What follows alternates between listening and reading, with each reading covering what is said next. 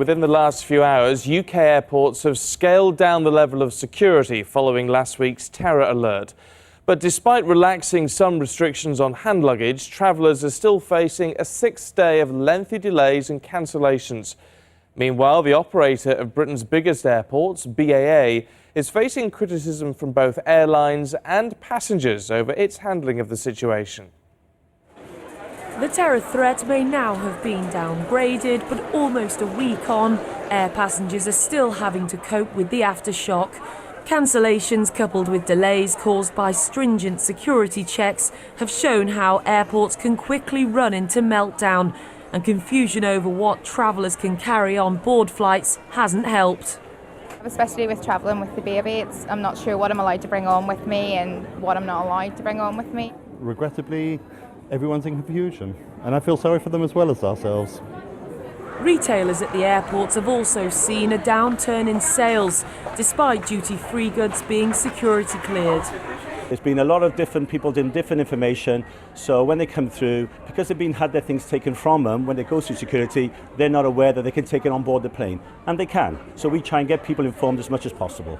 While many smaller regional airports are slowly starting to recover, the British Airports Authority, which operates both Heathrow and Gatwick, has come under fire for its handling of the fallout.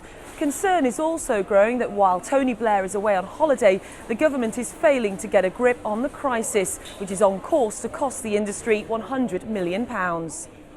The bigger airports, principally the BAA-owned airports, London, Gatwick, Stansted and Heathrow, they're just so big, they employ so many security people, they've got so many different protocols for doing things. They simply said, this is going to take us longer to introduce it here than it would do at other airports, and I think customers have slightly suffered through that disruption.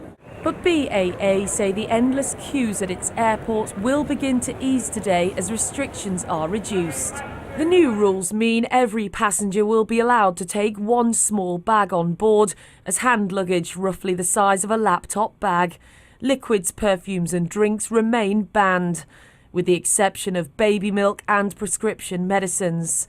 Electronics such as mobile phones and laptops, however, will be allowed, but they will be subject to checks, and passengers will also face further frequent searches. We are going to be faced with a new change in the security processes, and this is something the public is just going to have to accept. But it has to be a common approach across the international arena. Clearing the backlog at the country's busiest airports is likely to be slow in the days ahead, and it will certainly be weeks before anything close to normal service is resumed. Miranda Shunker, Sky News. Well, let's talk to Joel Hills, who's live at Heathrow for us this morning. Joel, these new regulations have been enforced there for what, just over an hour and a half. Can we realistically expect to see some easing of the backlog there at Heathrow and at Gatwick over the coming couple of days as a result? I'm afraid, Steve, I'm afraid today is going to be another day of disruption for many passengers. Yesterday, of course, 1/5 of all flights here out of Heathrow were cancelled. BAA this morning is telling us to expect further cancellations. If you are travelling, the advice remains contact your airline before you make your way to the airport. Those security measures are being relaxed a little, at least. You will be allowed to take your mobile phone, electronic equipment into the cabin in a small cabin bag. But make no mistake, this is not a return to business as usual. You still won't be allowed drinks or other forms of liquid into the cabin, and we will still be experiencing those thorough searches. So at best, expect delays, at worst, expect cancellations. We heard in that report, Joel, criticism of the British Airports Authority, BAA, from many of the airlines. Also a lot of criticism in the newspapers today. Do you think we're going to see now a real backlash after 5 days of relative patience? Well, it's been interesting, hasn't it? Over the last 6 days, we've seen plenty of passenger frustration. Now, though, the airlines themselves are starting to lose their cool. And that's because they're losing an awful lot of money. It's cost the industry an estimated £250 million, this security crisis. It's cost British Airways alone an estimated £50 million.